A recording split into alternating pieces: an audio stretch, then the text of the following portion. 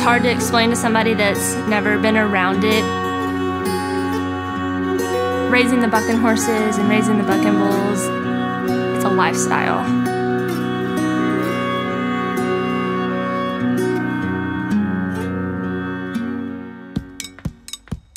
I'm Neil Gay, and I'm a rodeo cowboy.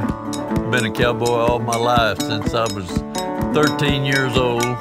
In the early 50s, I started going to Fort Worth when I was riding broncs and bulldogging. And all you heard about it is, if you liked horses and stuff like that, you heard about the Fort Worth Stock Show.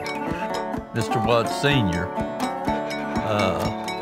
was running the rodeo at Fort Worth then. He was having a little problem with the cowboys. Cowboys have a tendency to do what they want to do when they do it.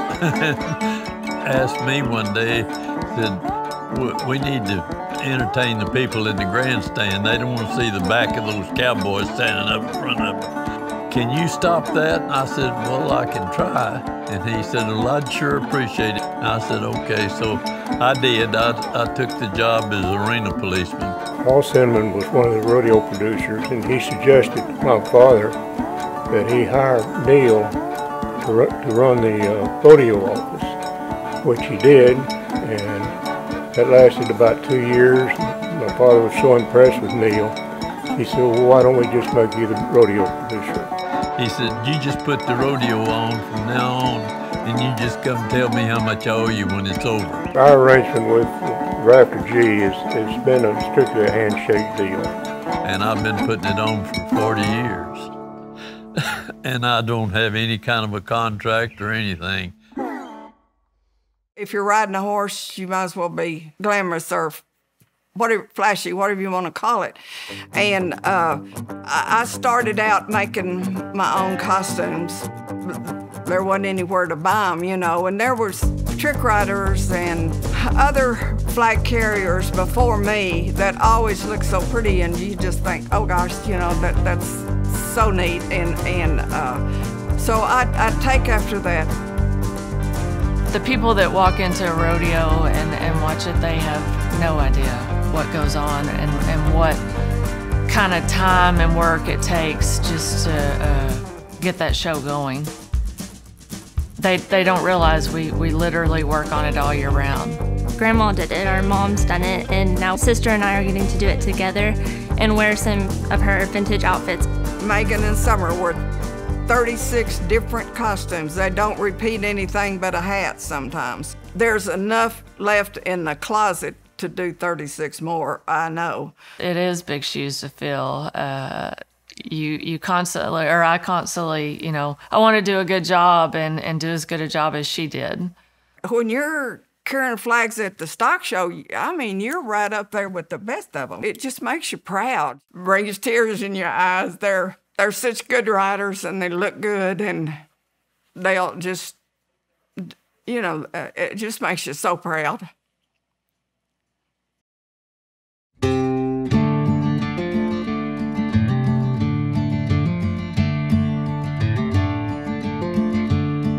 The hardest part going about this is it's day in and day out. It isn't like we work 24/7, but you got to be available 24/7.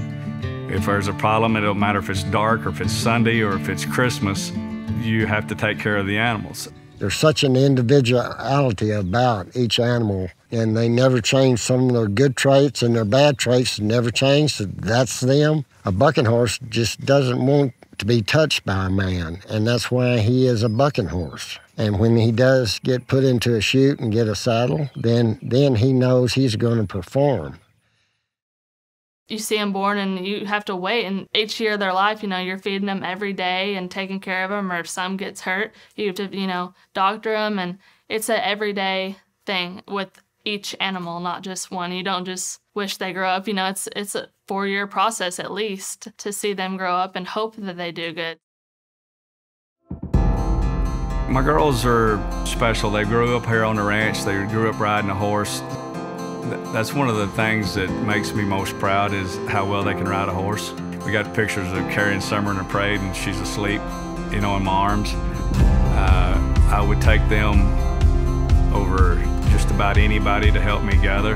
The way I like that my girls think like I do. I don't have to tell them where to be. I plan my days sometime to when I know I can get both my girls there to help. They truly grew up in rodeo.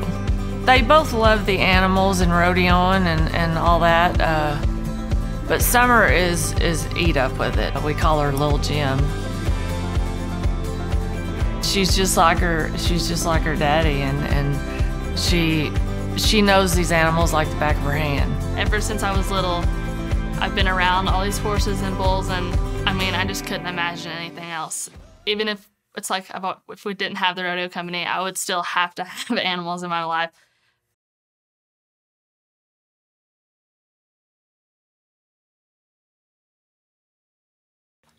That's totally what this family is in this business about, is strictly these animals out here. No ifs, ands, and buts, no money. You know, I mean, it's all about personally knowing, you know, this many head of livestock and keeping up with them. My dad told me a long time ago, he said, Freckles Brown was a bull riding director. He said, you stock contractors think your animals are like your kids because you think yours are better than everybody else's. And it's the truth, because if you didn't think that, we wouldn't be in the business. I'm glad that the rodeo in Fort Worth has included the Rafter G Rodeo Company, because we have been there through thick and thin, and they've been there with us through thick and thin. What would we do if we wasn't doing this? And it's hard to think about doing anything else because this is all we've ever done. You know, it's all Jim's ever known, and even the girls.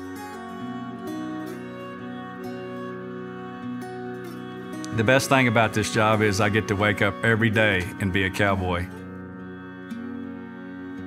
And I have to say that I stole that from my dad.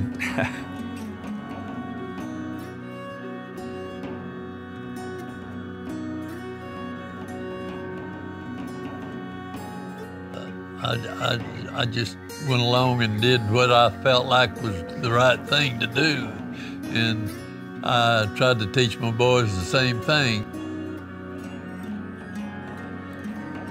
We're going to do something, we do our dead level best to do exactly what we said we would.